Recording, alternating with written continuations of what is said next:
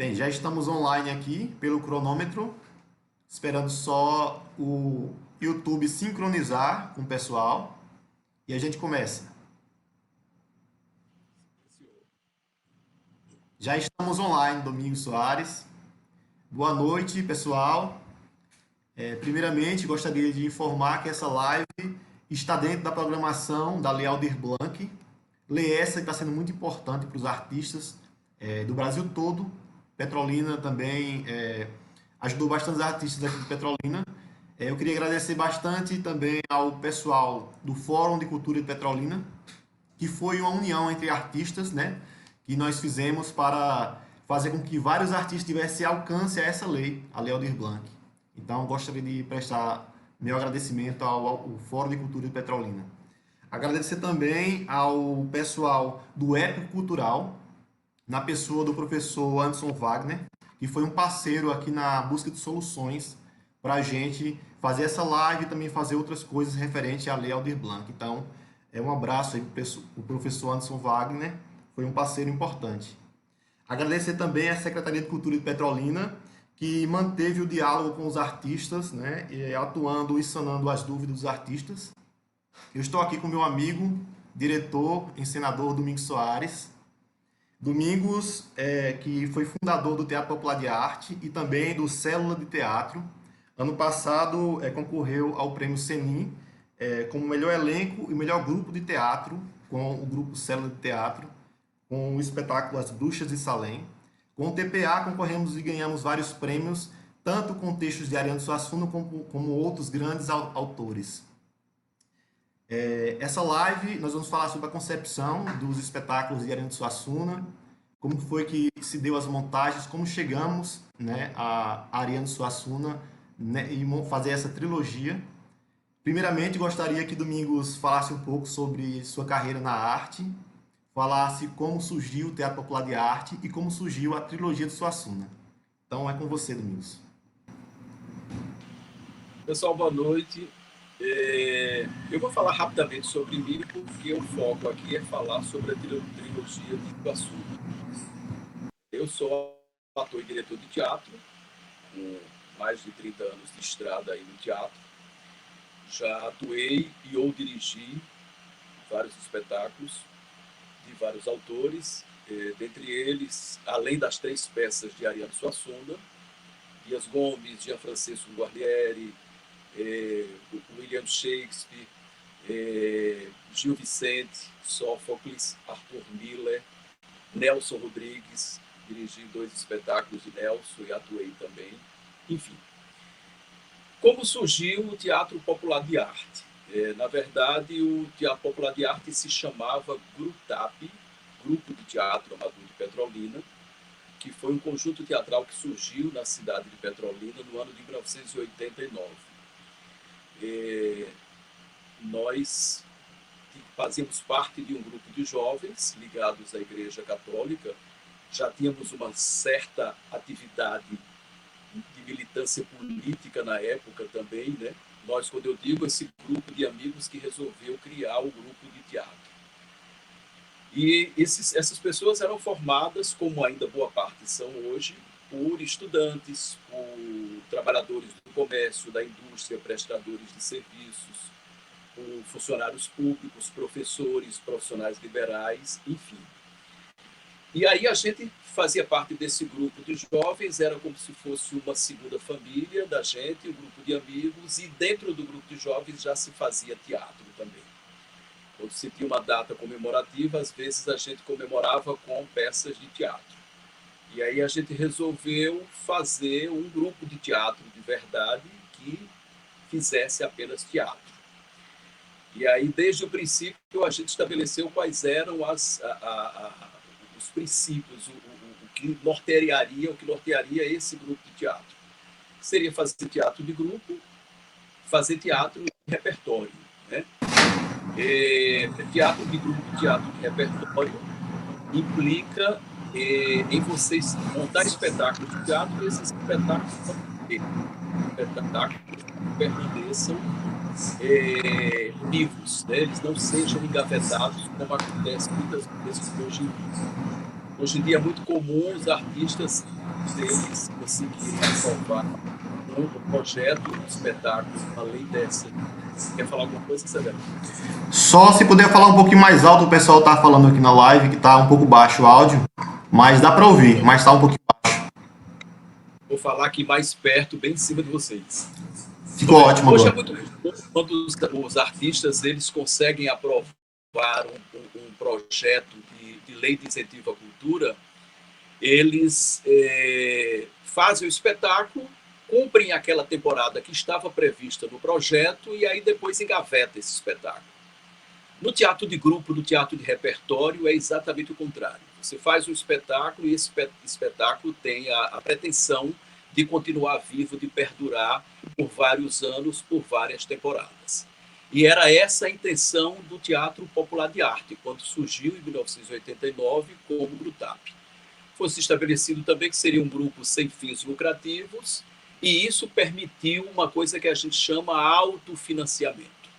O que é isso? Os espetáculos eles acontecem porque o dinheiro da bilheteria de um espetáculo anterior permite que seja montado esse espetáculo novo.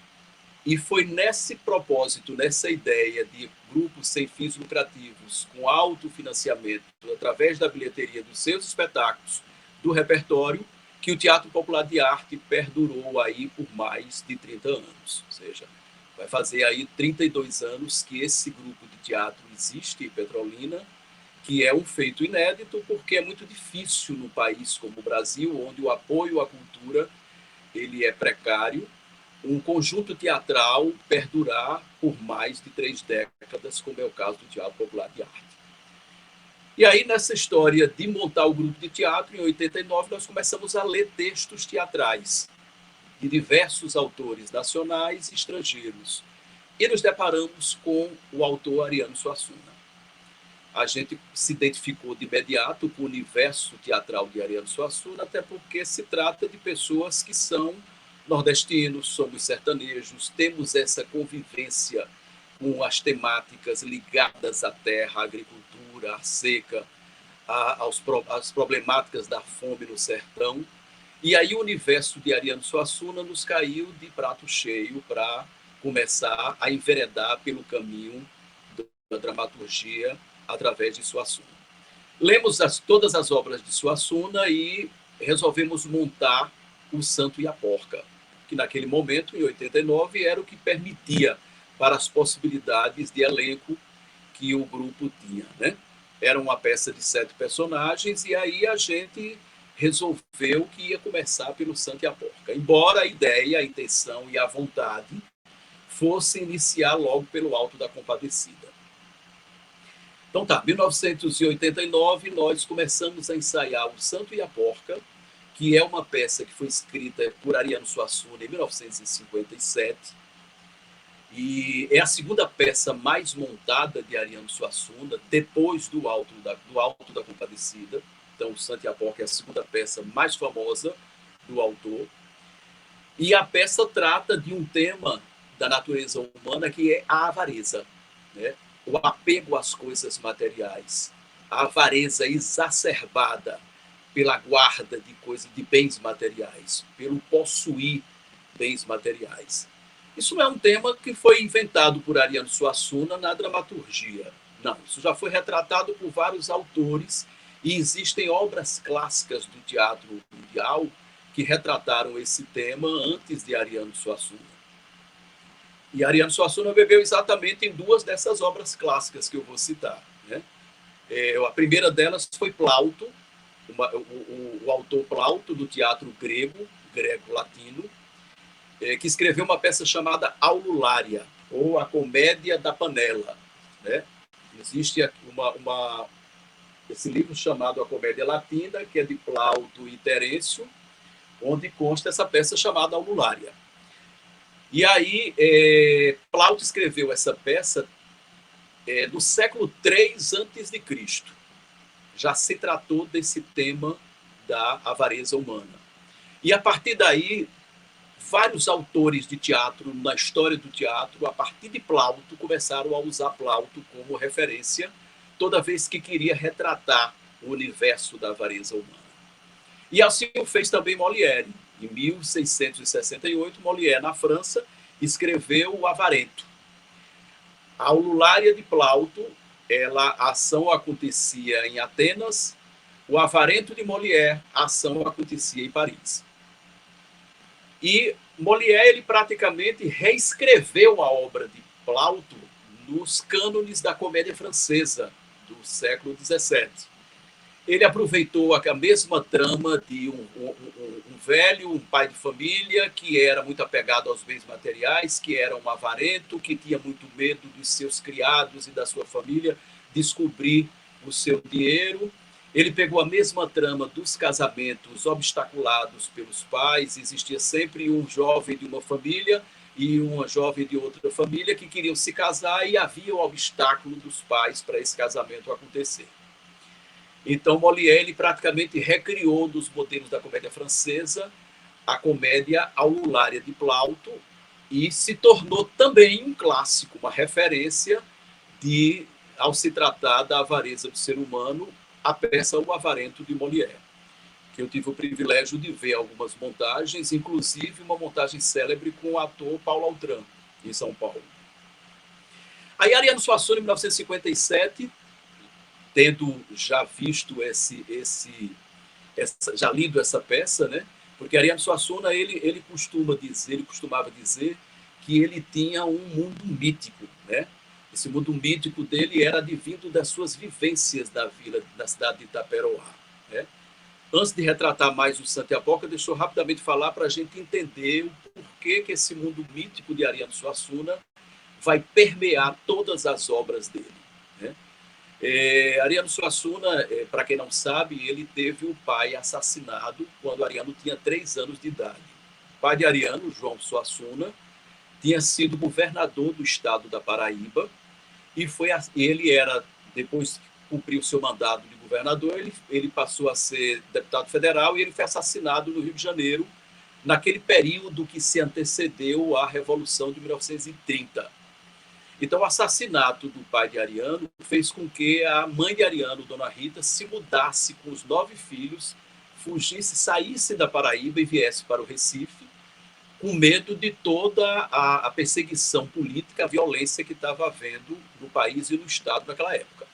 E Ariano acabou indo morar em Itaperoá, na Paraíba, onde a família tinha fazendas. Dona Rita levou os 9 filhos. Lá Ariano Suassuna teve os primeiros contatos com a leitura, aprendeu a ler e a escrever, fez os estudos primários, e lá ele começou a ter uma influência muito forte de 2 tios, que o levavam para assistir apresentações de repentistas, de espetáculos de mamulengo, de violeiros. O cancioneiro popular do Nordeste foi muito apreciado por Ariano já nessa tenra infância, influenciado por esses 2 tios. O próprio Bumba Meu Boi e os outros folguedos populares do Nordeste. E isso foi criando para a cabeça do jovem, do adolescente Ariano Suassuna, o que ele passou a chamar na vida de escritor de seu mundo mítico. Além disso, Ariano foi um homem de muito erudito, muito culto, né? Ele teve essa influência erudita muito grande, porque desde o princípio, pela influência desses 2 tios, ele começou a ler as grandes obras universais da literatura mundial, os grandes clássicos. Então, passou a ser um homem letrado, um homem culto, um homem erudito.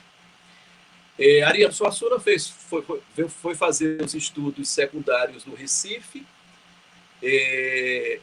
foi fazer faculdade de Direito no Recife, e aí na faculdade de Direito ele começa a ter contato com alguns também jovens intelectuais da sua época, sobretudo um jovem chamado Hermílio Borba Filho. E aí, sob a liderança de Hermílio, esse grupo de jovens fundou um grupo de teatro chamado Teatro do Estudante de Pernambuco. Esse grupo de teatro, ligado à Faculdade de Direito do Recife, ele começou a ler e a montar diversos espetáculos da dramaturgia universal, de autores como Gil Vicente, Caldeirão de la Barca, como Carlo Goldoni, Shakespeare, Garcia Lorca. E aí Ariano foi tendo influência desse pessoal que ele passou a ler, a estudar e a montar no Teatro do Estudante de Pernambuco. Foram as grandes influências que ele diz da obra dele, junto com Miguel de Cervantes, sobretudo a obra Don Quixote de La Mancha, que, junto com o mundo mítico criado na imaginação de Ariano pelo contato com os folguedos e as tradições populares, escritas ou orais do Nordeste, a literatura de cordel, as histórias contadas de geração em geração, apenas transmitidas pela oralidade. Isso formou o mundo mítico dele. Com o embasamento que ele tinha de conhecimento erudito, foi o prato cheio para Ariano escrever as suas obras. E foi nessas leituras que ele se deparou com a obra de Plauto, a Aululária, e com a obra de Molière, o Avarento. E reescreveu essas obras, permeando de completo o Nordeste, que foi a escrita de O Santo e a Porca, em 1957. Ariano Suassuna, ele transformou essas obras para os elementos nordestinos. Quando a gente lê as três obras, a gente percebe uma semelhança imensa entre as três. Entre a Aululária de Plauto, entre o Avarento de Molière e o Santo e a Porca de Ariano Suassuna. O enredo é muito semelhante, o conflito é muito semelhante, inclusive os nomes dos personagens são semelhantes. Por exemplo, se você pega a Aululária de Plauto, os personagens da Aululária.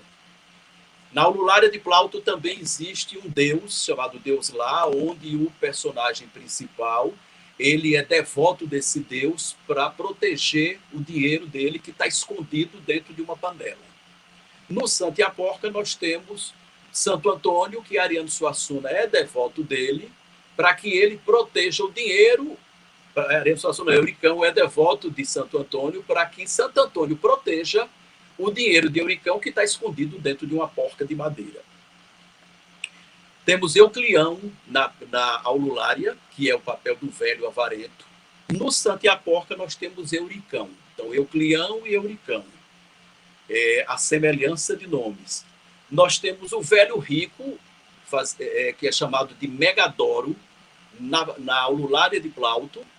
E temos no Santo e a Porca um fazendeiro rico que é chamado de Eudoro. Então, Megadoro em uma, Eudoro em outra. Nós temos Eunômia, que é a irmã de Megadoro na Aululária, a irmã do velho Avarento. E no Santo e a Porca, a irmã do velho Avarento se chama Benona. Então, Eunômia e Benona. E assim vai. A empregada do velho Euclião, de Aululária, se chama Estáfila, que é o nome de uma planta, e a empregada do velho Euricão de O Santo e a Porca se chama Caroba, que também é uma planta.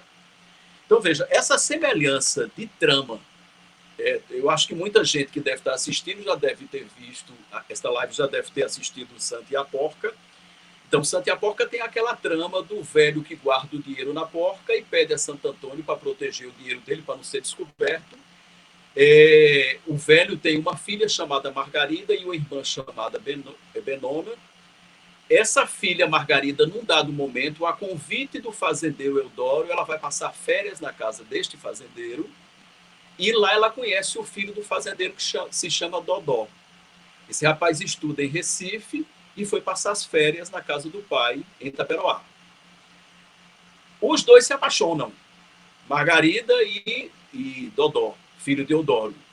E, ao mesmo tempo, o velho fazendeiro Eudoro se apaixona pela menina Margarida. E, num dado momento, resolve ir até a casa de Euricão, que fica na cidade, para pedir a mão de Margarida em casamento.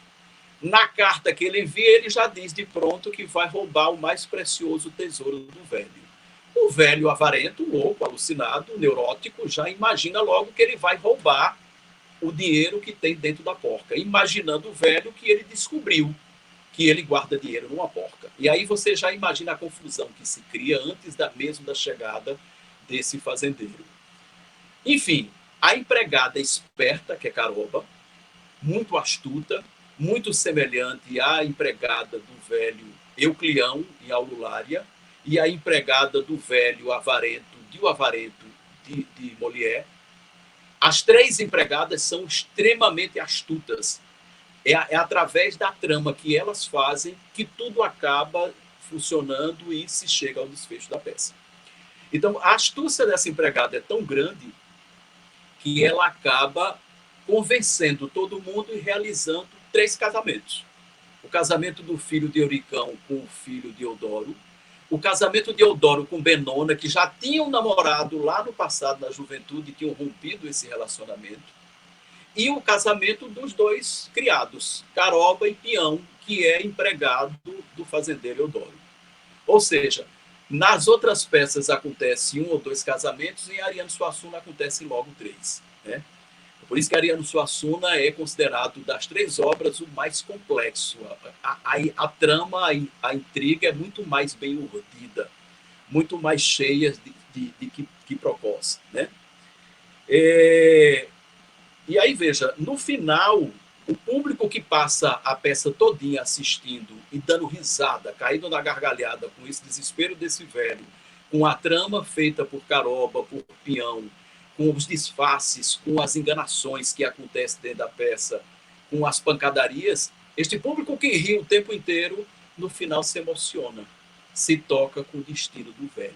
E aí Ariano Suassuna entra com a questão da moralidade, que é o velho, no final da peça, descobre que todo aquele dinheiro que ele guardou a vida inteira dentro daquela porca, sacrificou a sua vida para possuir aquele dinheiro, mas possuir não para usufruir do que aquele dinheiro poderia proporcionar de conforto para ele e sua família, mas simplesmente pela posse do dinheiro.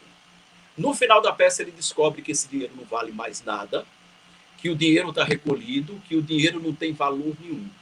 Aí ele se sente golpeado, ele se sente traído pelo destino. Né? Aquele golpe é fatal para ele. E nesse golpe, ele se volta e apela novamente para a religiosidade dele, para o santo, para que o esclareça o que foi que aconteceu com ele. Ou seja, o que Ariano Suassuna quer mostrar, chamar atenção, através de muito riso, de muita gargalhada durante a peça inteira, e desse choque de realidade no final da peça, é a questão da moralidade, que é inerente a todas as peças de Ariano Suassuna, de que o ser humano tem que ter um cuidado muito grande ao se deparar com essa coisa da avareza, do acúmulo de bens materiais, do não aproveitar os seus dias, do não usufruir do que o bem material possa proporcionar a si e aos seus. Né? Então, essa é a mensagem que o público leva para casa. Aí, veja, você montar uma peça como essa em 1989 era dificílimo, porque todo mundo era estudante, ou já tinha seus empregos, a grande maioria, mas ganhava muito pouco, a gente não tinha dinheiro para investir em teatro. Né? E aí a gente montou essa peça com a maior dificuldade, pedindo móveis emprestados na casa de um, na casa de outro, móveis rústicos antigos. Chegava na maior cara de pau e pedia mesmo emprestado às pessoas aquele móvel para compor o cenário. Levava isso e o cenário estava composto. A iluminação era precária porque não existia teatro em Petrolina. Em Petrolina só existiam 2 espaços que era possível se fazer teatro, que era o Cine Massangano, que depois virou Centro Cultural do Colégio Dom Bosco, que era ligado à diocese, e o Cine Petrolina, que era ligado a uma empresa de cinema que ficava, uma distribuidora de filmes que ficava em Salvador, e que depois virou a Igreja Universal do Reino de Deus, mas que na época essa empresa ela raramente cedia para fazer qualquer evento cultural. Só era usado aquele espaço para a exposição dos filmes, na maioria filmes pornográficos, inclusive. A gente teve uma dificuldade muito grande de conseguir um espaço para estrear o Santo e a Porca. A peça ficou pronta, não se tinha onde apresentar. Havia dificuldade junto à diocese para liberar o Cine Massangano e havia dificuldade junto a essa empresa para liberar o Cine Petrolina.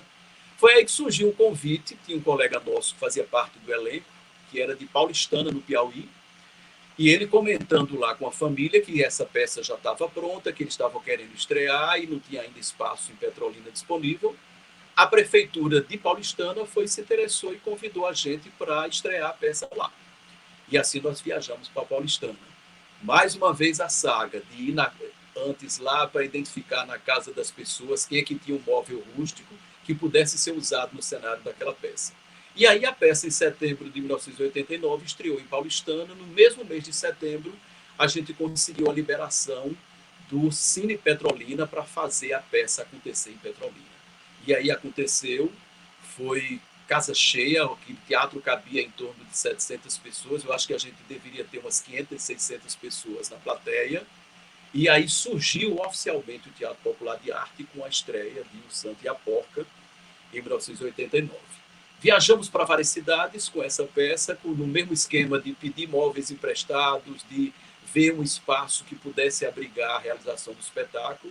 E, por incrível que pareça, a repercussão foi se ganhando na região, e os lugares onde a gente passava com Santa e a Porca era a casa cheia, porque já se ouvia falar da repercussão que tinha havido em Petrolina. Aí, em 1991, nós montamos o tão sonhado Alto da Compadecida. O Alto da Compadecida foi escrito por Ariano em 1955 e estreou pelo Teatro Popular de Arte, que na época também se chamava Grutap ainda, em 1991. O Alto da Compadecida é considerado uma das obras-primas do teatro brasileiro. E aí, talvez no final da minha fala, a gente entenda o porquê que se considera essa peça uma das obras-primas do teatro brasileiro. Muita gente conhece a peça e vê os méritos que ela tem, sabe? É uma peça que ela, quando foi escrita em 55, teve uma dificuldade para estrear. Ela foi estrear em 1956 no Teatro de Santa Isabel, fez apenas 3 apresentações. Aliás, conseguiram o Teatro de Santa Isabel para fazer 3 apresentações pelo Teatro Adolescente do Recife, e acabaram fazendo só 2, porque na terceira não teve público. No ano seguinte, em 1957, esta peça viaja para o Rio de Janeiro para participar de um festival nacional de teatro amador. E aí foi um grande acontecimento teatral do ano de 1957, foi a estreia de O Alto da Compadecida, de Ariano Suassuna, no Rio de Janeiro, no Teatro do Sina. A plateia foi se chegando, aquilo se tomou uma proporção, foi sendo divulgado de boca em boca, grandes críticos, grandes homens e mulheres de teatro do Rio de Janeiro na época, foram para o Teatro do Sina para ver esse fenômeno que era desse autor completamente desconhecido brasileiro chamado Ariano Suassuna, e desta peça ligada a motivos sertanejos nordestinos que se chamava Alto da Compadecida. E aí não deu outra, a peça ganhou o prêmio de melhor espetáculo, né? Ganhou medalha de ouro nesse festival, e a partir daí começou-se uma trajetória completamente vitoriosa, não só no Brasil, mas a peça ela foi traduzida para dezenas de idiomas, e ela foi encenada em vários países do mundo, em diversos. Tem notícia dos países inimagináveis que já encenou o Alto da Compadecida. E de onde Ariano tirou a inspiração para escrever o Alto da Compadecida? Daquele universo que eu falei um pouco antes, do seu mundo mítico, né? do romanceiro e das histórias populares nordestinas que eram transmitidas de geração a geração pela oralidade, que a gente sabe que a cultura de um povo ela pode ser escrita ou pode ser oral, né? E no Nordeste se é enraizado, até hoje ainda, diversas histórias passadas, transmitidas de geração a geração pela oralidade, né? A literatura de cordel influenciou muito Ariano Suassuna na escrita do Alto da Compadecida. Ele mesmo declara que teve grande influência do autor português Gil Vicente, dos autos de Gil Vicente. E tem uma coisa que ele se baseou também nos estudos dele como erudito, que foi nos milagres de Nossa Senhora da Alta Idade Média. Na Idade Média, a Igreja Católica ela passou a utilizar o teatro como uma forma de catequizar os fiéis, de atrair novos fiéis, de passar as suas liturgias, a sua doutrina. Claro que depois de um tempo ela passou a perseguir boa parte dos atores, porque considerava que alguns deles eram hereges e eram perseguidos pela Inquisição. Mas até antes disso, os milagres de Nossa Senhora eram um verdadeiro atrativo. Os milagres, os autos sacramentais eram verdadeiros atrativos. Eram acontecimentos festivos que aconteciam nas cidades europeias, né? Normalmente as peças aconteciam em praça pública e adentravam a igreja, ou vice-versa, iniciava dentro das igrejas, dos templos e avançava em praça pública. E eram peças em que eram bastante profanas. Os personagens eles cometiam os mais diversos pecados e erros humanos e atrocidades. E aí, no momento em que eles estavam sendo para julgar, porque havia sempre um julgamento, estavam sendo julgados por Deus e pelo diabo. Então, era uma peça bem maniqueísta mesmo, nesse sentido de que havia sempre o bem e o mal, né? De que havia muito claramente a figura de quem pratica determinados pecados vai para o inferno, para o mal, e de quem é bonzinho e que cumpre as coisas que a igreja diz, vai para o céu, ou no máximo para o purgatório. Então, essa peça, ela, quando o personagem ele já estava a ponto de ser entregue ao diabo, ele apelava para Nossa Senhora e Nossa Senhora comparecia e salvava da entrega, da ida para o inferno. Então era sempre isso, os milagres de Nossa Senhora, porque era a intercessão de Nossa Senhora que evitava que os personagens fossem entregues ao diabo. E aí Ariano trouxe isso para a peça dele, né, para o Alto da Compadecida. Então, no Alto da Compadecida, a gente tem claramente, são 3 atos a peça, há quem considere aquela cena em que o João Grilo está sendo levado para ser enterrado na rede como o 4º ato da peça, eu basicamente entendo como 3 atos. E aí nós temos que o primeiro ato é muito influenciado por como é que diz, um folheto chamado O Dinheiro, né? E que o nome o trecho do folheto se chama O Enterro do Cachorro, que isso representa o primeiro ato do Alto da Compadecida. Eu vou ler um pequeno trechinho para vocês verem de onde foi que Ariano Suassuna tirou essa ideia para escrever o primeiro ato do Alto da Compadecida. O folheto diz o seguinte: mandou chamar o vigário. Pronto, o vigário chegou. Às ordens, Sua Excelência. O bispo lhe perguntou: então que cachorro foi esse que o reverendo enterrou? Foi um cachorro importante, animal de inteligência. Ele, antes de morrer, deixou a Vossa Excelência 2 contos de réis em ouro. Se eu errei, tenha paciência. Não errou não, meu vigário. Você é um bom pastor. Desculpe eu incomodá-lo, a culpa é do portador. Um cachorro como esse se vê que é merecedor. Então, esse folheto chamado O Enterro do Cachorro é um fragmento de um outro folheto maior chamado de O Dinheiro, de um autor famoso na sua época chamado Leandro Gomes de Barros. Esse autor ele viveu de 1865 a 1918. Vocês verem as referências de lá de trás que Ariano Suassuna traz de coisas que existem de antes mesmo dele nascer. O segundo ato do Alto da Compadecida é baseado numa história da tradição oral, uma história popular, muito popular no Nordeste da época, que se chama A História do Cavalo que Defecava Dinheiro. É interessante essa história, porque quando eu comecei a pesquisar sobre o Alto da Compadecida, de onde ele tinha tirado, eu me deparei com um conto que era árabe, que chegou ao Brasil, claro, pela colonização, que era exatamente esse conto do cavalo que defecava dinheiro, né? Isso foi adaptado para o linguajar nordestino brasileiro, mas isso aconteceu de uma forma semelhante, era contado de forma semelhante como um causo que era muito famoso e muito conhecido na Arábia Saudita. E aí diz um trecho desse conto, dessa história do cavalo que defecava dinheiro. Foi na venda e dilatrou-se 3 moedas de cruzado, sem dizer nada a ninguém, para não ser censurado, no fiofó do cavalo fez o dinheiro guardado.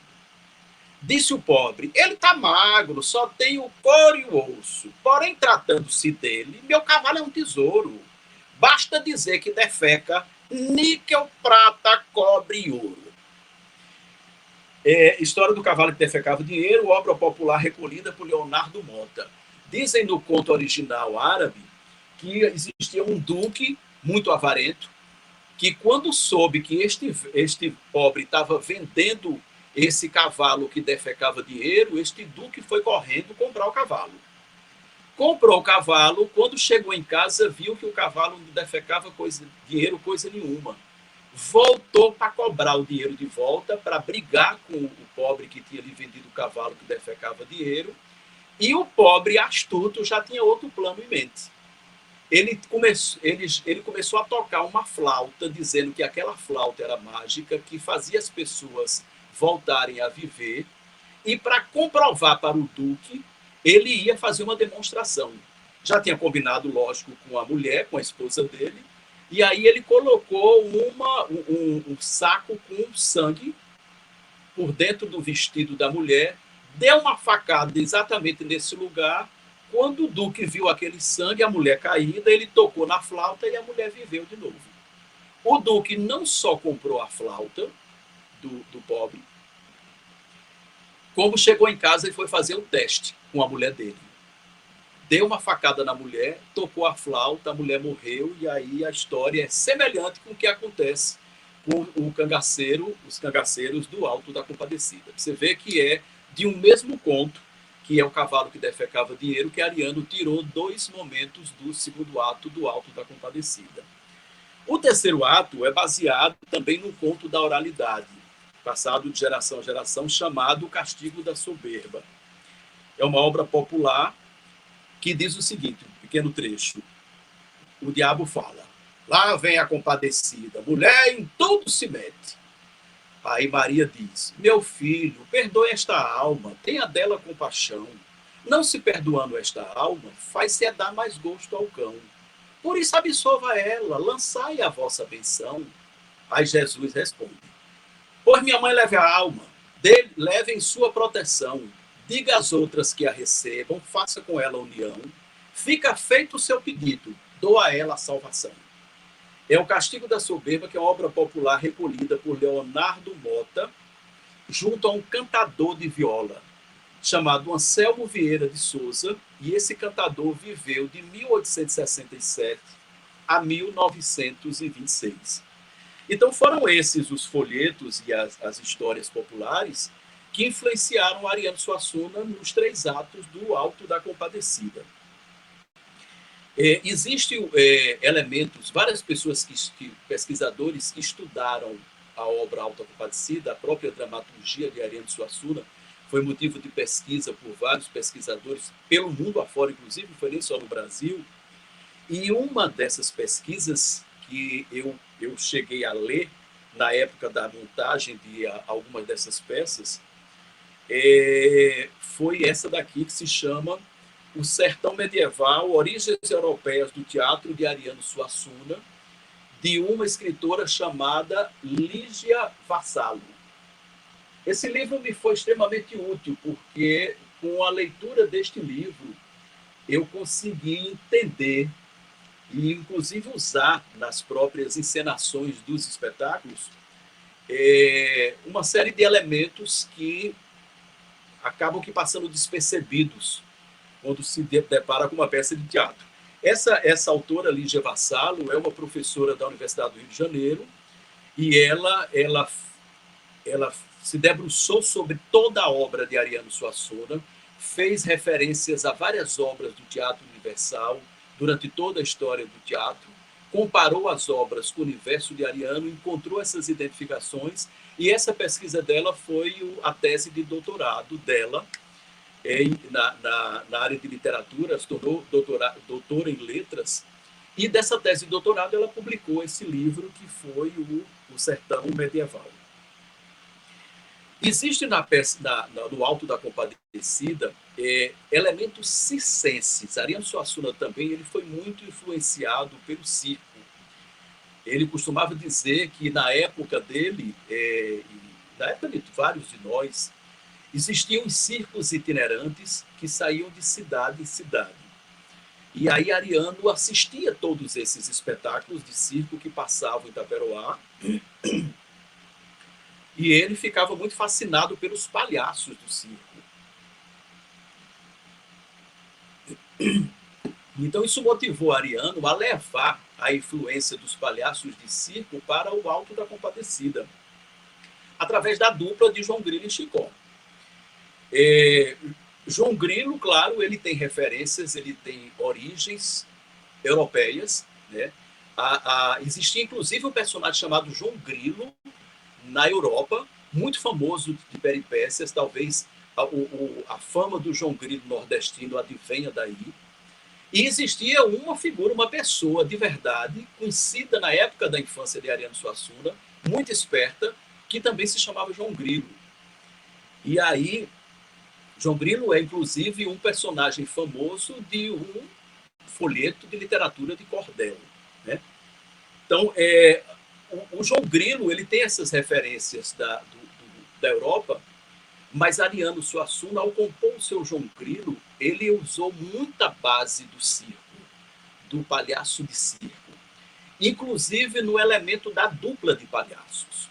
Era muito comum os circos itinerantes eles terem essa dupla de palhaços, onde popularmente a população chamava de o palhaço e o besta.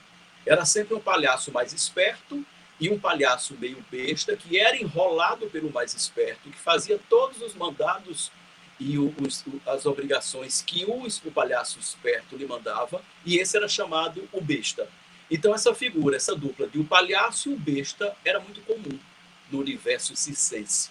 E Ariano trouxe isso para sua peça, colocando um esperto junto com o outro, meio besta, contador de mentiras, contador de histórias e medroso, né, que é o Chicó. E isso também é uma dupla que ela tem origem de outra vertente do universo de Ariano Suassuna, que são os camelôs de feiras livres.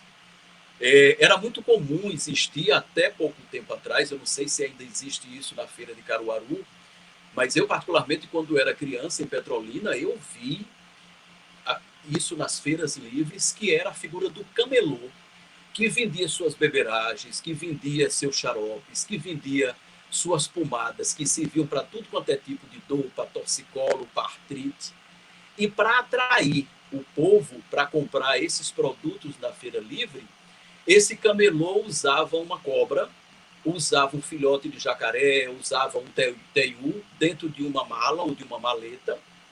E aí as pessoas curiosas para verem aquele animal, né, que despertava a curiosidade, elas faziam uma roda para observar aquela cobra, aquele teiu, aquele jacaré, e aí aproveitava-se o camelô e fazia a propaganda de seus produtos para vender, né? Normalmente esse camelô tinha um secretário, que era muito... era o besta na história, né? Porque era que cumpria as ordens, era que o camelô tirava onda com ele, é que obrigava o secretário a pegar a cobra, enrolar no braço, a abrir a boca do jacaré. Enfim, era sempre o camelô e o secretário, que sugeria para Ariano Suassuna a figura do palhaço e o besta. E aí sugeriu para Ariano na criação do João Grilo e do Chicó do Alto da Compadecida. E além disso, a influência do Bumba Meu Boi, com as figuras de Mateus e Bastião, para representar a dupla João Grilo e Chicó.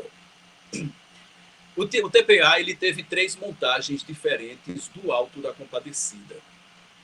A primeira montagem, que estreou em 1991, é uma montagem que eu considero realista, feita própria para palco, a italiana, com cenário realista, e ela perdurou alguns anos, essa montagem realista.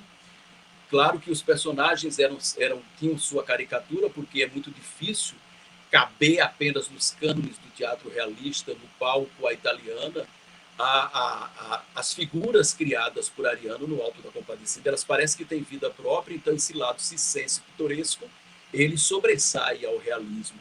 Mas, por exemplo, o cenário era realista, existia uma pintura gigantesca que um artista plástico que faz parte do grupo, Paulo Henrique Reis, pintou no fundo do teatro do Sesc, por exemplo, e aquilo ali foi uma coisa gigantesca e de uma beleza extraordinária enquanto cenografia, mas era real. a gente construiu um muro de tijolo com barro, contornando ali toda a lateral da sacristia e da entrada principal da igreja. Ou seja, era um cenário de uma beleza extraordinária, dificílimo de se fazer hoje em dia, e que era nos cânones do teatro realista. Depois a gente passou a explorar mais o lado circense da peça e a peça foi tomando o formato circense. Abandonamos a cenografia realista e aí passou-se a usar como se fosse um picadeiro de circo, onde a própria cenografia lembrava uma empanada de circo que circundava aquele picadeiro. E por último, a terceira e última montagem do Auto da Compadecida, que eu considero a mais definitiva, é a montagem folclórica. Né? Foi onde a gente enxertou elementos das tradições folclóricas e populares da cultura nordestina. Né? Tinha um amigo nosso, um grande amigo nosso, que era bailarino e coreógrafo, Ailton Marcos, e eu pedi para Ailton para ele coreografar, e ele coreografou para a gente, vários momentos de transições de cena na peça. Então, por exemplo, do segundo ato da peça para o terceiro, porque no segundo ato todos os personagens praticamente morrem, exceto Chicó, todos os personagens morrem e vão ser julgados no terceiro ato, num lugar que é um misto aí de céu, purgatório e inferno. A transição do segundo para o terceiro ato do Auto da Compadecida, nessa terceira montagem folclórica, ela se dá através dos personagens adentrando a cena, dançando caboclinho. Então isso ficou uma beleza extraordinária, ficou uma transição fantástica e folclórica.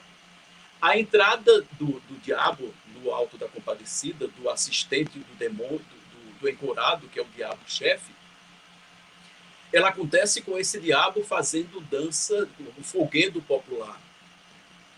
A entrada do Cristo, o Cristo entra dentro de um Bumba Meu Boi, e aí, quando o Cristo entra dentro desse Bumba Meu Boi, os personagens recepcionam esse Cristo, fazendo uma roda de Bumba Meu Boi e dançando a dança do coco. Então, acaba virando uma roda de dança do coco com o Cristo dentro do Bumba Meu Boi no centro. A entrada de Nossa Senhora da Compadecida, ela entra dentro de um cavalo, do cavalo marinho, que é uma tradição forte, uma tradição folclórica muito forte no Nordeste. E aí Nossa Senhora é recepcionada pelos personagens que estão em cena, dançando uma ciranda ao fundo das cantilenas baquianas. Ou seja, fica uma cena belíssima, Nossa Senhora entrando naquele cavalinho do cavalo marinho, os personagens recepcionando a santa, dançando uma roda de ciranda. Ou seja, essa inserção desses elementos folclóricos tornou o espetáculo, que já era de muito agrado do público, numa coisa que eu considero muito rica, numa contribuição extraordinária que o Teatro Popular de Arte deu para a região do Vale do São Francisco, com sua montagem do Auto da Compadecida. O Auto da Compadecida é considerado um teatro épico, no sentido de que em vários momentos da peça é quebrada a figura da quarta parede. Né? Existe uma convenção no teatro, principalmente no teatro feito para palco à italiana, que existe uma quarta parede, sobretudo no teatro realista, do teatro stanislavskiano. E aí o público se convenciona a isso, não responde, não intervém em nada que acontece em cena, e o público se magnetiza pelo que acontece em cena. Essa convenção da quarta parede é quebrada no Auto da Compadecida em vários momentos. Existe a figura do apresentador, que é um palhaço de circo, representando o Ariano Suassuna, e é o apresentador da peça. Esse apresentador se dirige direto à plateia. Quando o elenco do Teatro Popular de Arte entra para iniciar a peça, ele se distribui pela plateia, não fica ali circunscrito ao palco, ele se distribui pela plateia, e sob o comando do palhaço, ele faz as primeiras evocações do que será o Auto da Compadecida, do que é que o público vai ver. Então, essa mistura de atores no meio da plateia, de palhaço falando em direção ao público, quebra completamente a convenção da quarta parede, e isso é uma característica do teatro épico. Além disso, os cenários da peça são montados pelos personagens e são montados em cena aberta. O público acompanha. Quando a cortina se abre, o palco está nu, de repente adentra-se em cena como se fosse um bloco carnavalesco, dançando frevo, e aí o elenco monta o cenário da peça. Do segundo para o terceiro ato, a peça, o elenco é chamado pelo próprio palhaço.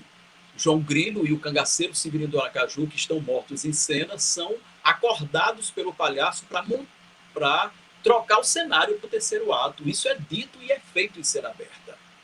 No final do terceiro ato, para voltar para a Terra, para o enterro de João Grilo, o cenário é trocado pelo palhaço junto com Jesus Cristo e Nossa Senhora, o palhaço comandando toda essa troca de cenário. Então, veja, isso quebra completamente a ilusão teatral, o ilusionismo teatral.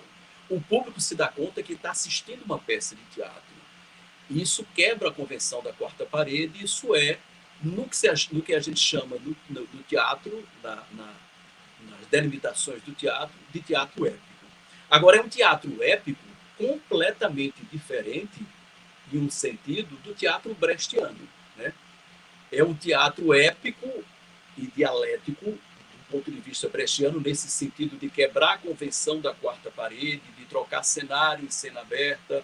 Nas peças do teatro brechtiano se convenciona que os atores, inclusive, trocam figurino em cena aberta, aquela madeira, aquele ferro que segura o cenário, ele fica visível para o público tem o tempo inteiro noção que está diante de uma peça de teatro. Então, a estética brechtiana é isso. Só que Ariano, ele costumava sempre dizer que o teatro dele é épico, mas não é épico no estilo brechtiano. Porque Ariano, que se dizia abertamente contrário ao estilo brechtiano, Ariano, dizia que Brecht, na intenção de destruir o ilusionismo teatral, de combater porque o ilusionismo teatral faz com que o público se anestesie, o público se emocione com o que está acontecendo na peça, se identifique com os personagens e, ao se emocionar, o público fica anestesiado. Brecht queria exatamente combater isso, queria fazer o contrário, que ao invés de anestesiar o público fosse sacudido e acordado para a transformação da sociedade através daquilo que ele estava vendo em cena, para adquirir consciência política. Mas Ariano era contrário a isso. Ariano dizia que nesse afã de fazer a sua divulgação política, de combater o ilusionismo teatral, o teatro de Brecht destruía a emoção. E por isso Ariano não gostava que fizesse as peças dele no estilo brechtiano, porque ele acha que era emoção, que a emoção é essencial para que a plateia, para que o público se encante, se identifique e absorva aquele teatro que ele está vendo. Enfim, mas é por trás de tudo isso, de toda a comicidade do Alto da Compadecida, pelo estilo épico que ele tem, Ariano vai em cima do que ele quer dizer, da crítica social contundente. Né? Então, ele faz a crítica social em diversos sentidos. Ele critica a corrupção, porque ele usa, inclusive, o exemplo da Igreja Católica, no momento, na passagem do enterro do cachorro, em que o padre, bispo e sacristão aceitam dinheiro, claro que isso inventado por João Grilo, aceita o dinheiro do testamento do cachorro para enterrar o cachorro ou para confirmar que foi certo o enterro do cachorro. Então, essa corrupção já se mostra aí. Ariano Suassuna trouxe o exemplo da igreja que ele fazia parte, a Igreja Católica, para expor isso. É como se fosse assim, se Ariano está criticando a Igreja Católica da qual ele faz parte, isso serve para qualquer outra instituição que pratique corrupção. É muito evidente dentro da peça que Ariano quer combater e criticar a exploração dos trabalhadores. É por isso que ele foi muito tido como de esquerda, marxista, e foi tido pela ultradireita, pela extrema-direita, e a extrema-esquerda dizia que ele era um conservador, um reacionário, porque não tratava de temáticas políticas mais abertas nas suas peças. Mas ele deixa claro isso, que ele está a favor do mais fraco, do oprimido. Porque quando ele coloca um João Grilo esperto, inteligente, que é capaz de enganar os poderosos da história da peça, inclusive de seus patrões que lhe exploram, que é o padeiro e a mulher do padeiro, ele está se colocando a favor do pobre, do humilde e do oprimido. E é o que Ariano Suassuna faz nas suas peças, isso é aberto, ele faz uma opção clara pelo pobre, pelo mais fraco, tanto na figura do João Grilo, Chicó, como na figura de Caroba, que é altamente inteligente, e do Santo Porca, como na figura de Benedito na Penhalei, que é negro, sofre o racismo, mas é o esperto, é o que faz toda a trama da peça. Ariano costumava dizer que o negro brasileiro pode perder em qualquer lugar, mas no teatro de Ariano Suassuna ele ganha. E isso é verdade. Então, essa opção pelo pobre, pelo oprimido, é uma forma de denunciar a exploração dessas pessoas. Né? Então, veja, a peça ela traz todas essas figuras da vida urbana, da burguesia urbana, como a figura do padeiro, da mulher do padeiro, das oligarquias rurais, como o Major Antônio Moraes, do alto clero, mistura com a população pobre, e aí faz aquele caldo, e isso se transforma num programa de humanidade, onde se está ali presente todas as falhas humanas, todos os desvios de caráter, de personalidade, da natureza humana e, sobretudo, as esperanças do ser humano, os motivos de crença, de religiosidade e de esperança. Isso é visto como um programa de humanidade. Isso fez com que Ariano Suassuna partisse de uma realidade local, regional e construísse uma obra de validade universal. É o que atesta a universalidade da obra Alto da Compadecida e faz com que ela seja, como eu disse no início da fala sobre o Alto da Compadecida, uma das obras-primas do teatro brasileiro. Então, pronto, feito o Alto da Compadecida, nós começamos a amadurecer a possibilidade de fazer uma terceira peça dele, que foi A Pena e a Lei. E aí fomos montando outros autores, Guarnieri, Dias Gomes, Nelson Rodrigues, as peças infantis, enfim. Ariano Suassuna, quando foi secretário de Cultura do governo de Miguel Arraes, ele começou a fazer aulas e espetáculos, não só pelas cidades de Pernambuco, mas pelo país inteiro. Ele viajava pelas cidades fazendo aulas e espetáculos, difundindo a cultura popular nordestina e o movimento armorial.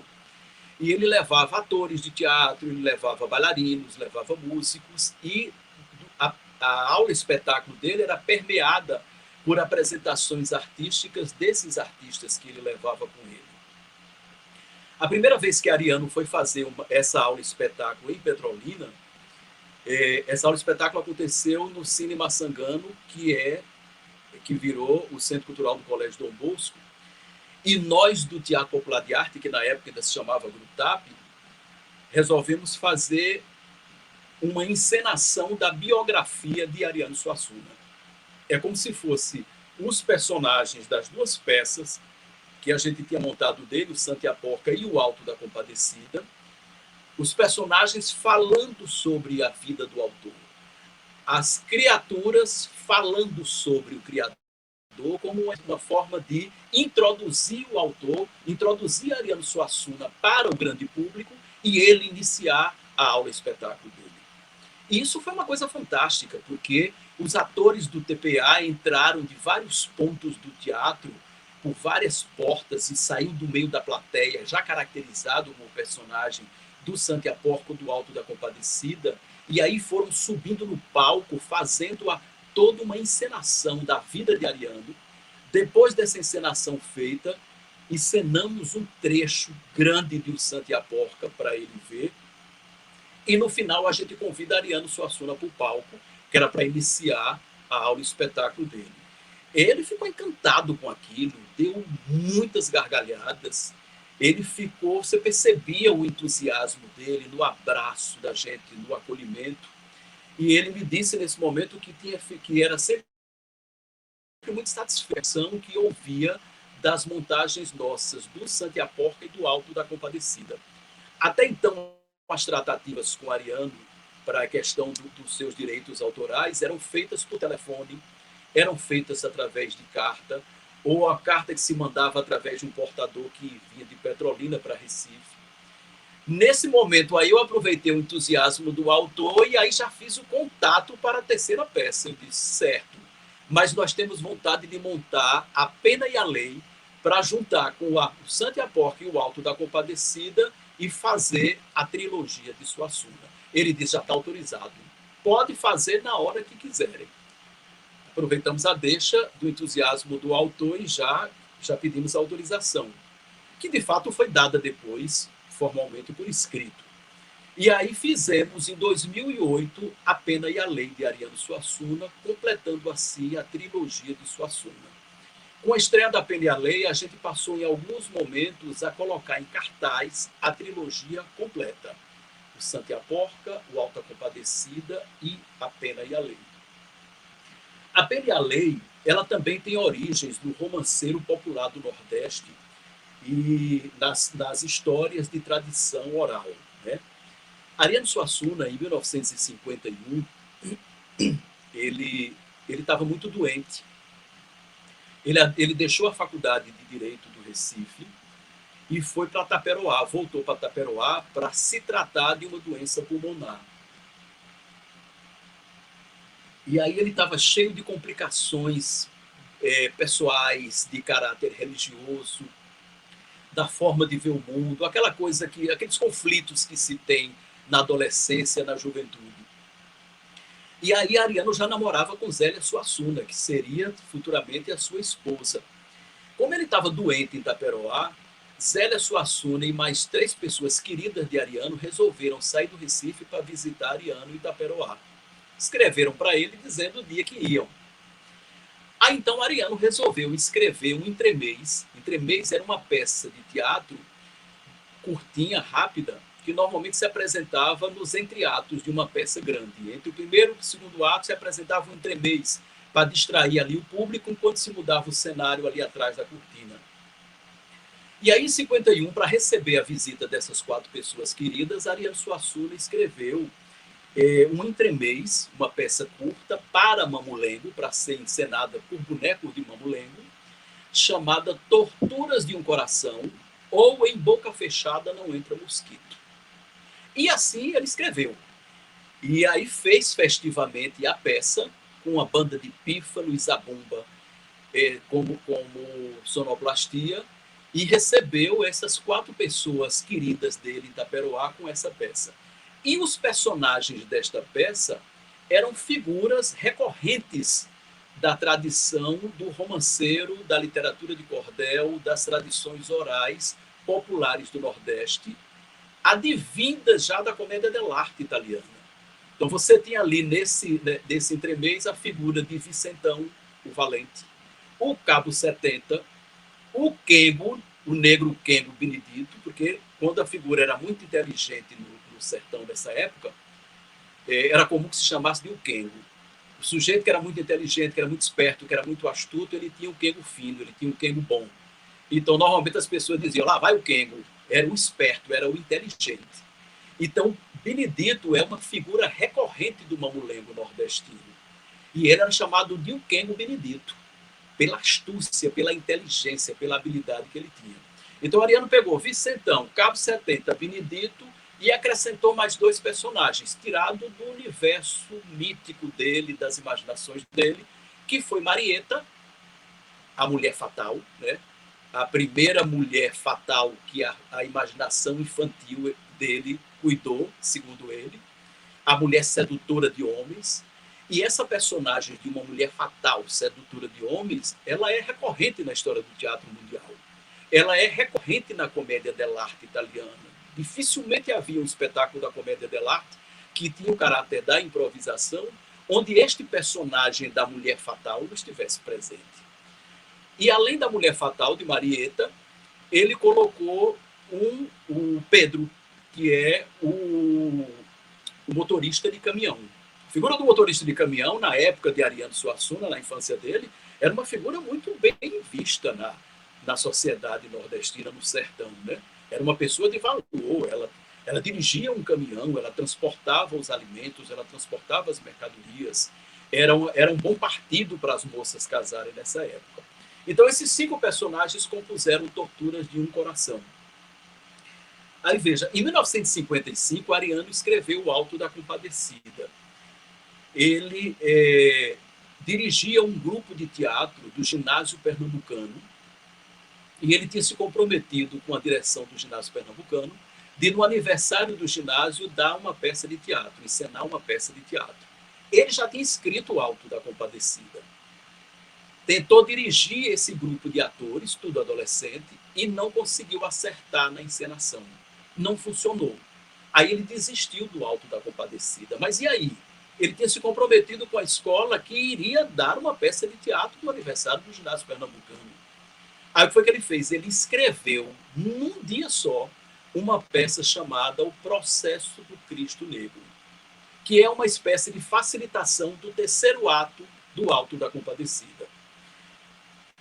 Apresentou o processo do Cristo Negro no aniversário da escola, do Ginásio Pernambucano, e aí tudo estava certo, ele estava quites.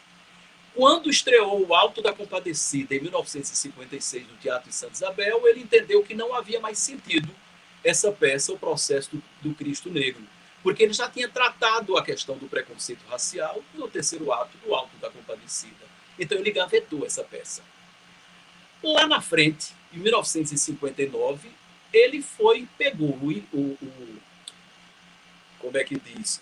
A Tortura de um Coração, que ele tinha escrito em forma de entremês para receber as 4 pessoas queridas, dentre eles Dona Zélia, que seria sua esposa futuramente. Pegou o Processo do Cristo Negro, aí tirou o Cristo Negro, botou um Cristo branco, e escreveu uma peça de teatro para colocar entre uma e outra, e daí surgiu A Pena e a Lei. Uma peça em 3 atos, onde cada ato é uma peça de teatro diferente, e que foi a junção desse entremês, dessa peça que ele escreveu em um dia para o aniversário do Ginásio Pernambucano, e depois da outra peça que ele escreveu para compor o conjunto das 3 peças que juntas formariam o espetáculo A Pena e a Lei. A Pena e a Lei, o primeiro ato dela se chama A Inconveniência de Ter Coragem. O ato todo feito para teatro de mamulengo, que é baseado, é idêntico a Torturas de um Coração, que Ariano escreveu em 1951 para bonecos de mamulengo. Aí ele escreveu para A Pena e a Lei para atores de teatro fazerem, imitando, representando bonecos de mamulengo. Então tem lá a empanada, os atores ficam ali, a empanada vai até o peito deles, praticamente, e eles atuam ali atrás com aqueles trejeitos absolutamente carregados, como se fossem bonecos de mamulengo, né? A maquiagem forte, com aquele andar completamente carregado, os gestos meio mecanizados, como se fossem bonecos de mamulengo. As técnicas do teatro de mamulengo, a coisa do sair de cena, que se sai na horizontal ou vertical, que seja, se for içado o ator para cima. Quando você sai de cena no teatro convencional, no teatro de mamulengo se chama arriar. Você arreia para baixo da empanada e ali desaparece, depois aparece de novo quando você sobe, e as entradas e saídas acontecem assim. Então, o primeiro ato da Pena e a Lei, que é A Inconveniência de Ter Coragem, é feito para teatro de mamulengo, para atores representando bonecos de mamulengo. E aí acontece a trama, né, da disputa do coração de Marieta. Benedito é apaixonado por ela, mas está disputando o amor dela, o coração dela, com 2 valentões da cidade, ou pelo menos se conhece como valentões, que é Vicentão Borrote e o Cabo Rangel, apelidado de Cabo Rosinha. Benedito faz uma trama tão grande, pega dinheiro de um e de outro para comprar presente para Marieta, entrega para Marieta como se fosse presente dele, e aí acaba marcando um encontro deles dois com Marieta, só que provoca um encontro dos dois para fazer com que desista do coração de Marieta, porque Benedito disse que o outro já ia desistir, porque recebeu dinheiro para isso, enfim. Faz toda uma trama, acaba por desmoralizar os 2 valentões. Eles de valente não tinham nada. Um alega, declara abertamente, em cena aberta, que é adora passarinhos, odeia violência, o outro diz que adora flores e odeia violência, e eles são desmoralizados na frente de todo mundo, na frente de Marieta.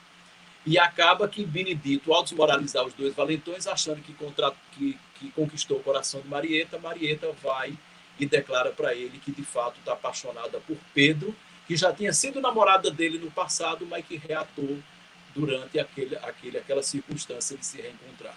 Aí Benedito termina a peça dizendo que a vida é uma traição, que a vida frustra a pessoa, que a vida é um fiofó de vaca.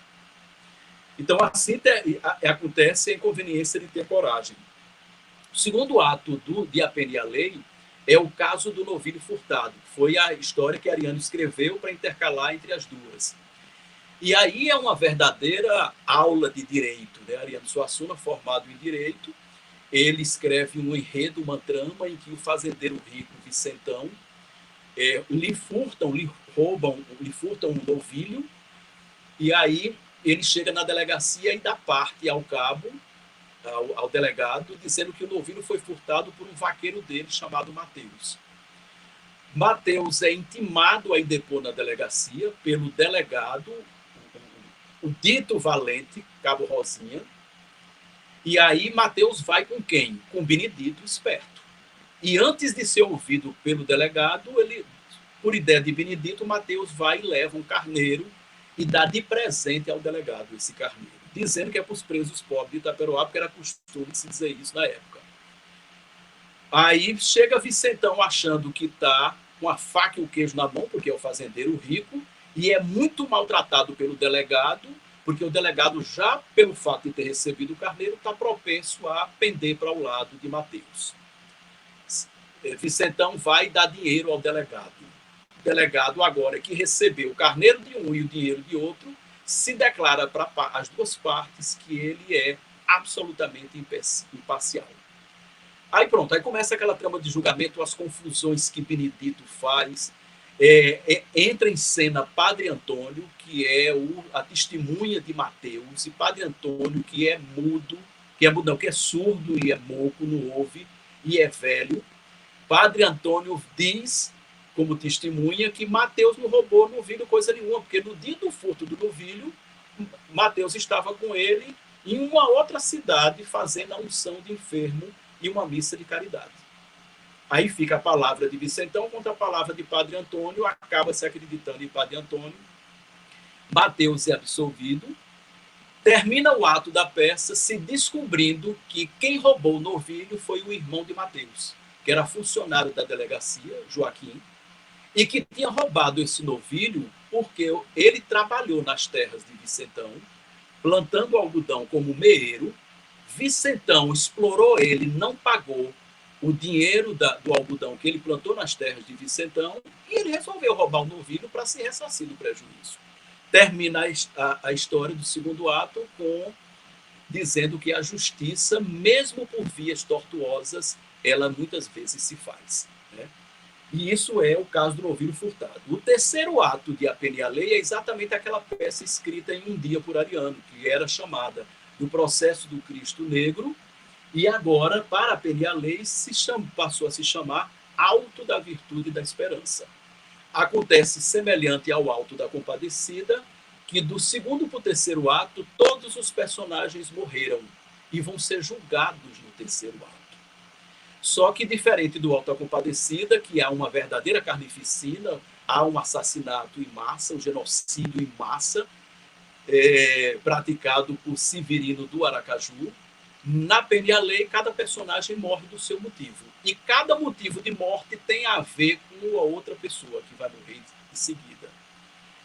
Durante todo o terceiro ato, se desenrola esse motivo das mortes, e aí se faz o atestado de óbito de cada um desse morto, que um atestado de óbito, com seus termos técnicos, poderia ser uma coisa absolutamente enfadonha de ser dita numa peça de teatro. Mas dito na Pena e a Lei de Ariano Suassuna, é motivo de estrondosas gargalhadas da plateia. Porque a forma como o personagem retrata a morte do outro é de um exagero, é tão hiperbólica com as lições de anatomia, de fisiologia humana, que a plateia, quando imagina aquilo na sua cabeça, dito pelos personagens, ela explode na gargalhada. E aí, veja, o terceiro ato, ele termina com uma coisa fabulosa, que é os rituais da Paixão de Cristo. Quando todos os personagens se descobrem que já morreram, adentra em cena Jesus Cristo, representado pelo dono do mamulengo, o cheiroso, com a intenção de julgar os personagens. Só que acontece um revertério. Os personagens exigem que o Cristo seja julgado. Porque se o Cristo é o dono do mamulengo, se o Cristo foi quem inventou os personagens, portanto inventou todas as mazelas que eles possam cometer, Cristo deve ser julgado primeiro pelo ato da criação. E o Cristo, representando o autor, aceita que assim seja feito, que ele seja julgado.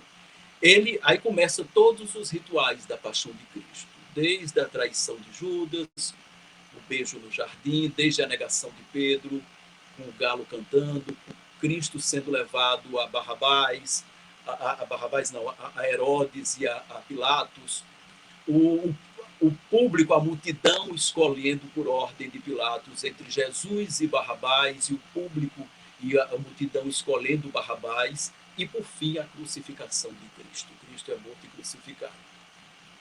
E aí, depois da crucificação, Cristo pergunta aos personagens se, depois de todas as falhas humanas que eles cometeram, depois de morrerem, se fosse lhe dado a possibilidade e a oportunidade de voltar à vida e viver de novo, se eles aceitariam.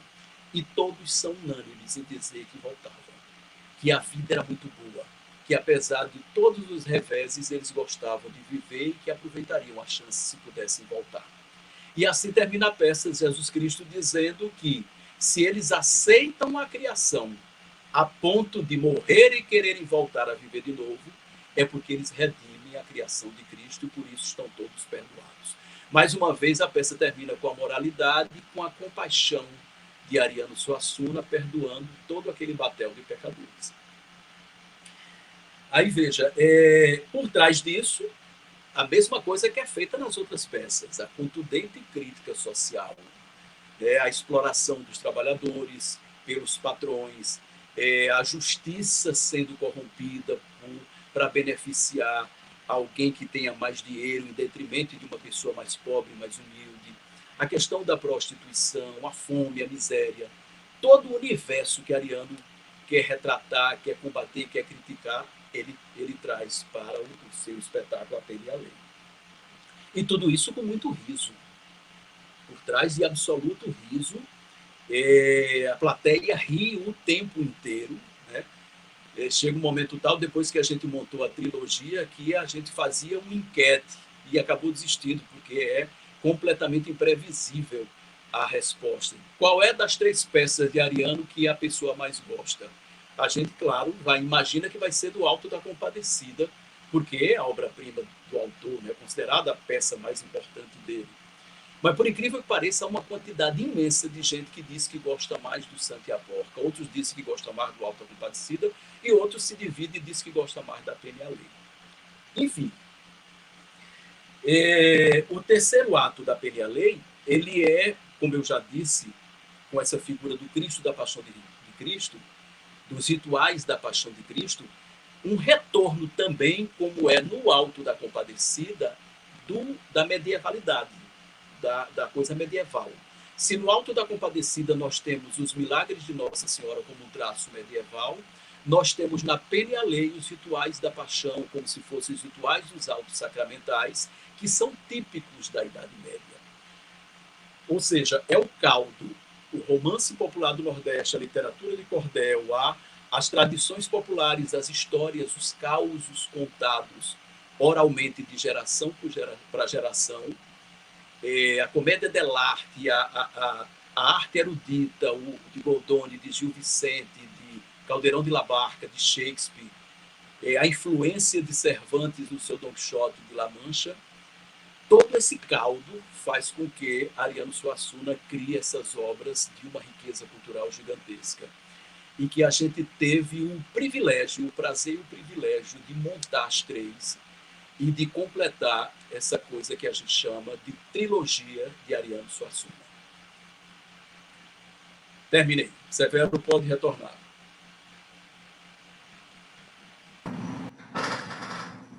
Que maravilha de explicação, de explanação, Domingos. Realmente uma aula para a gente aqui. Todo mundo está encantado, né, com essa explanação sobre a trilogia de Suassuna. Tivemos várias pessoas se comunicando aqui no chat. Temos algumas perguntas. A maioria delas já foi respondida durante sua explanação. Perguntaram no começo e você foi explanando e explicando. Uma delas, o César Carvalho e a Antonina Ferreira perguntou se Ariano Suassuna chegou a assistir alguma apresentação como plateia. Né? Você já explicou que teve uma apresentação que vocês apresentaram um trecho do Santo e a Porca, não é isso? Na qual depois ele deu autorização para fazer a Lei. Na verdade, a gente fez, quando Ariano ia fazer a segunda aula do espetáculo Petrolina, a gente fez uma sessão para convidados do Santo e a Porca para Ariano assistir. Né? Ele, quando eu falei com ele por telefone, ele estava extremamente entusiasmado, porque como só tinha visto o trecho da peça, ia ter a oportunidade de assistir a peça inteira. E aí, ou seja, nós fizemos uma sessão para convidados, o teatro lotou com essa sessão, inclusive, como sempre lota com as peças de Suassuna, e Ariano não foi fazer a aula de espetáculo, porque ele teve uma crise de nervo ciático. E aí ele cancelou a ida à Petrolina porque ele insistiu com o médico que fosse, mas o médico não autorizou que ele fosse, porque a dor era muito intensa, ele não ia conseguir resistir esses dias em Petrolina.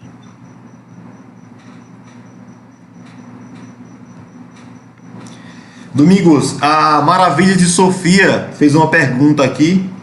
Ela perguntou se você pensa em montar alguma outra peça de Ariano Suassuna. Eu tenho muita vontade de montar a Farsa da Boa Preguiça. É uma outra peça de Suassuna que eu montaria. Eu gosto de todas as peças dele, né? Inclusive as mais famosas, né? O Arco Desolado. Mas a Farsa da Boa Preguiça eu acho também de uma riqueza descomunal. Tem muita característica da Perialei e do Alto da Compadecida. É uma peça enorme. Eu precisaria fazer uma intervenção de adaptação grande para reduzir o tempo dessa peça. Mas é uma peça que eu adoraria. Eu também sou apaixonado pela Farsa da Boa Preguiça, muito boa. A Neuza Souza perguntou qual a parte do Alto da Compadecida ou dos espetáculos de Ariano Suassuna que você montou que você mais gostou. Uma parte. Uma parte? É difícil. É difícil porque eu gosto muito. Imensamente. É difícil. Eu gosto demais de fazer o Santo e a Porca como diretor. Gosto muito de fazer porque quando dele, por incrível que pareça, dessas três peças de Ariano, eu atuo e dirijo. E é um deleite você estar em cena fazendo esses espetáculos. Porque a gente se diverte demais. Você pode passar 1 ano, 2 anos sem montar uma peça dessa de Suassuna, quando a gente se encontra para ensaiar essa peça, a gente se diverte, a gente tem que ter um período que a gente tem que secar o riso, dar altas gargalhadas daquilo que a gente está fazendo. Porque é muito gostoso isso. Agora, sim, eu acho que, como diretor de teatro, tem muitas coisas que eu gosto muito que funcionam nas peças. Né? Essa coisa do enxerto das coisas folclóricas do alto e das transições de um para outro, de um ato para outro. A coisa da expressividade que eu precisei recorrer e usar na Perialei. Por exemplo, na Perialei é uma gradação do primeiro para o segundo, do segundo para o terceiro ato. No primeiro ato, os atores atuam boneco de mamulengo. No segundo outro ato, os atores atuam como se fosse uma mistura de boneco e gente. E o terceiro ato, depois que morreram, foi um jeito. Ariano dizia que é como se fosse assim, depois que a gente morre, a gente de fato a gente só depois da morte. Por simples que se despoja dessas coisas grotescas que o ser humano é. Né? Aí, como é que eu fui resolver isso? Pela expressividade, que é uma coisa do teatro que se usa muito no teatro oriental, no teatro kabuki, no teatro no cinema de Akira Kurosawa, coisa da expressividade. Os atores atuam como se fosse flexionando um pouquinho o joelho e eles quase que em ponta de pé. Né? Eles não estão completamente em ponta de pé, mas estão em meia ponta. Então, isso dá para o ator que está fazendo essa movimentação do pé um desequilíbrio, um movimento que não consegue equilibrar realisticamente, que foi baixado para os bonecos de Mamulengo do primeiro ato, para essa mistura entre boneco e gente do segundo ato, e isso eles começam a atuar nos pés plantados no chão. E fica resolvida essa gradação que precisa. Caiu, Aldo. Eu acho que deve ter caído aqui a internet de Domingos. Vou tentar reconectar aqui, né, com ele, mandar aqui um WhatsApp para ele. Agora é só um minutinho.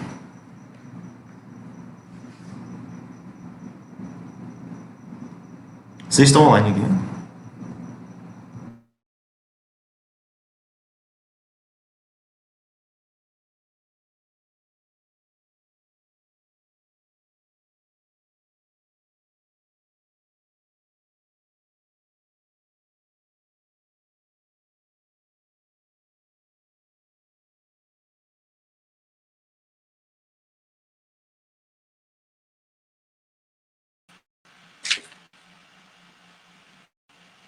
Prontinho, Domingo. Acho que sua internet caiu, mas agora tá tudo ok. Pronto. Seu microfone está desligado, Severo.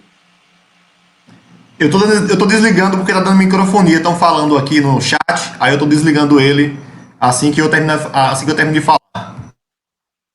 Tem mais alguma pergunta ou encerrou? Domingos, pelo chat encerramos. Acredito que foi uma explanação maravilhosa, um evento que muito rico de informação.